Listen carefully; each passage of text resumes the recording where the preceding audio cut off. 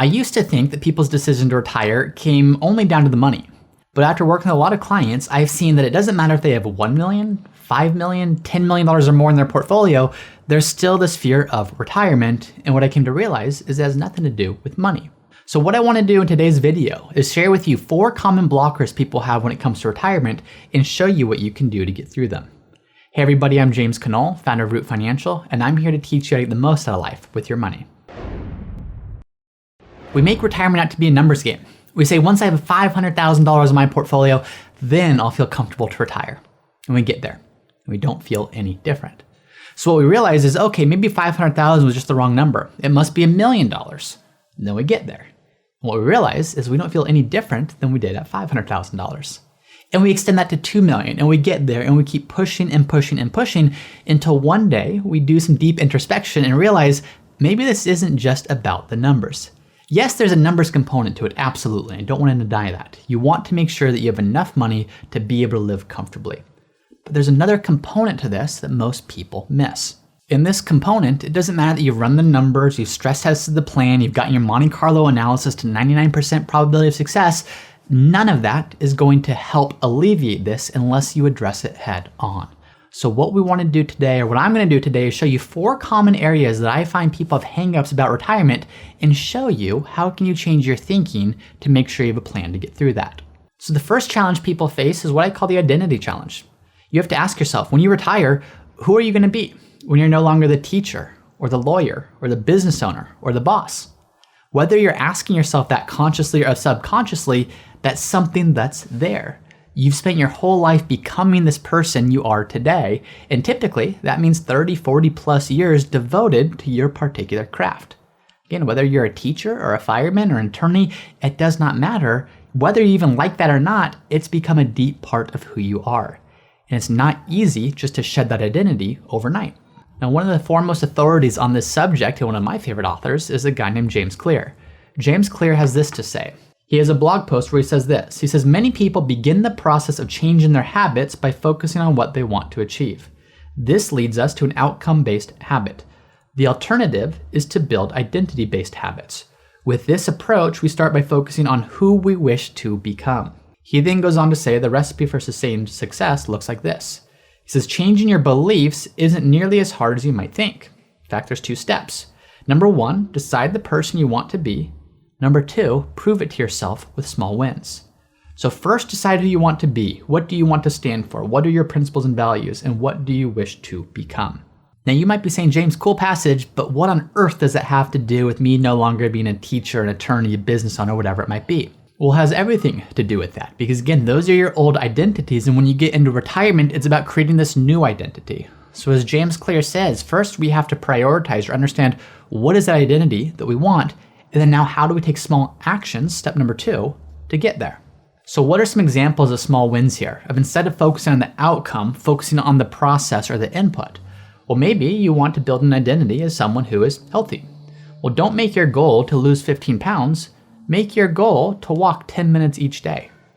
Each time you walk, each day you do this, you're slowly reinforcing your new identity as someone who is healthy. Or maybe the new identity that you want to take on is someone who's more social. Maybe work's consumed all your time. You haven't had much time for social life. Well, do you get involved in clubs or groups or different activities? And each time you show up, it's a small win. It's a small step. It's reinforcing this new identity. And before you know it, you're a completely different person. So these are just examples of start with who do you want to be in retirement? What's the identity that you want to take on? Then what are small steps that you can take that start to reinforce that in you? That reinforce that new identity of who you want to become after you've shed the identity of whatever your career was.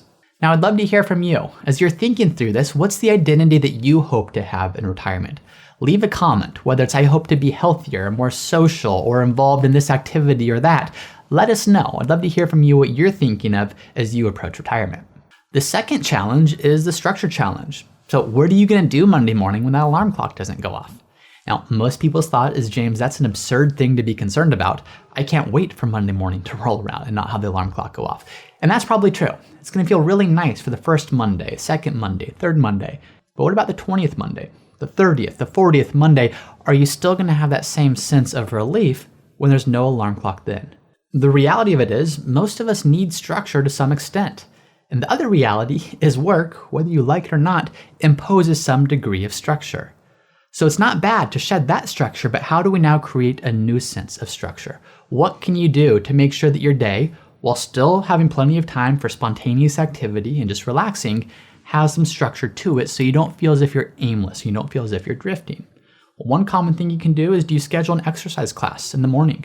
It's a great day to start your day with a win. It's a great way to start by moving your body, and it gets that structure imposed.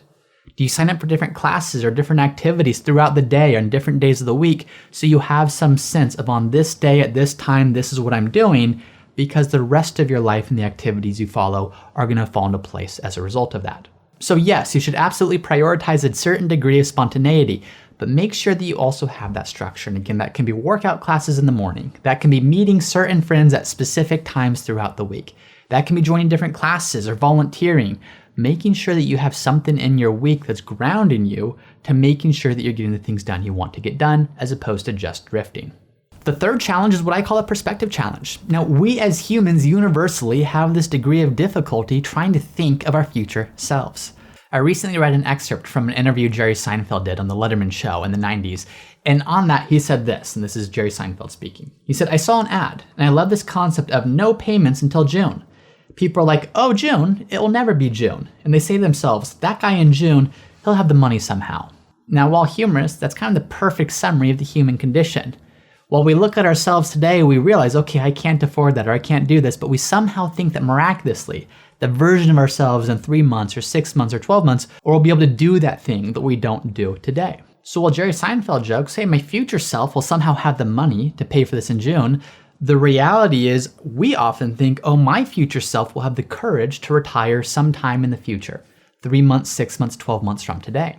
But then what happens is you get to that point. We tell ourselves something like this. We say, you know what, I'm not ready to retire quite yet, even though the numbers are fine, but I'll retire next year, thinking that somehow next year it'll be easier.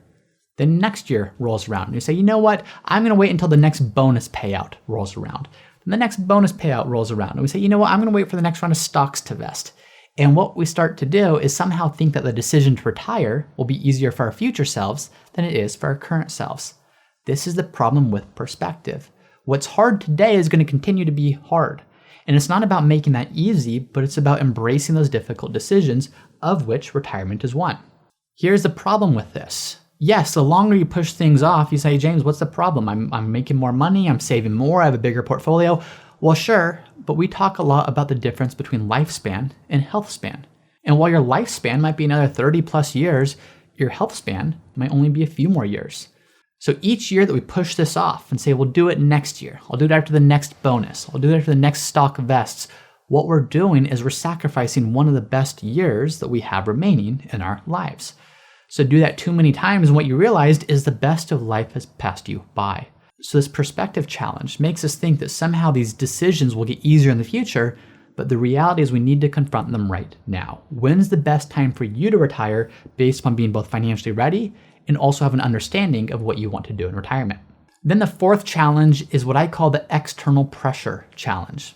And a big one is, what are my parents going to think? So a lot of people retiring today, they are part of the baby boomer generation. And people who are part of the baby boomer generation, their parents grew up during the Depression in most cases. Now, what does that mean? Parents grew up in one of the most challenging economic environments in recent history. Now, what came with that was a certain set of beliefs and principles and actions about how you work and how you save and how you live frugally, and that's been instilled in the baby boomer generation. Now, there's a lot of value in that mindset. One wonderful thing about baby boomers in general is that they prioritize a strong work ethic. But what I see so many of them struggle with is this sense that this strong work ethic, they're somehow letting their parents down if they retire at an age that's earlier or younger than their parents retired at.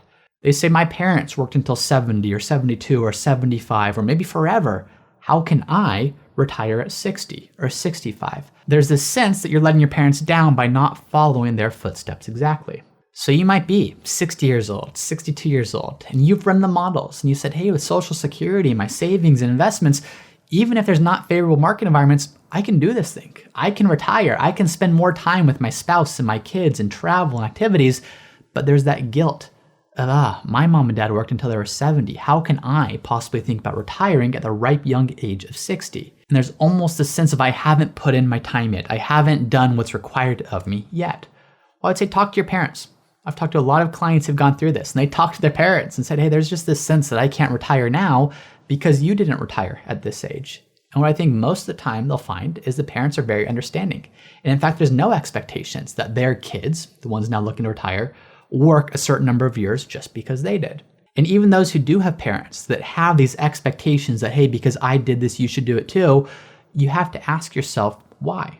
Why are you doing what you're doing? Yes, it's great to honor parents and to want to respect parents, but you also have to think of, if I do this, if I don't stop working because I'm trying to follow what my parents have done, well, what does that mean for time or memories I could have made with my spouse or my kids or friends? There's a very direct trade-off there. So make sure we're always coming back to our why. What is the purpose for my retirement? What I want to be doing? Because yes, there's going to be external pressure, whether that's from parents, whether that's from siblings, whether it's from your neighbor who tells you you're crazy to think about retiring right now. Whatever it is, that's normal. But coming back to your why and your vision for your retirement and making sure that you're financially able to do so, that's what you should be focused on. So it's not always an easy decision, but it's certainly an important one to make. Now, if you resonate with any of these challenges that I talked about, you might be asking yourself, gosh, is it time for me to retire now? Well, I made a video here where I walk through 5 reasons it's time for you to retire now, and I want you to check that out if you're starting to feel like one of these challenges I presented might resonate with you. Once again, I'm James Knoll, founder of Root Financial, and if you're interested in seeing how we help our clients at Root Financial get the most out of life with their money, be sure to visit us at www.rootfinancialpartners.com.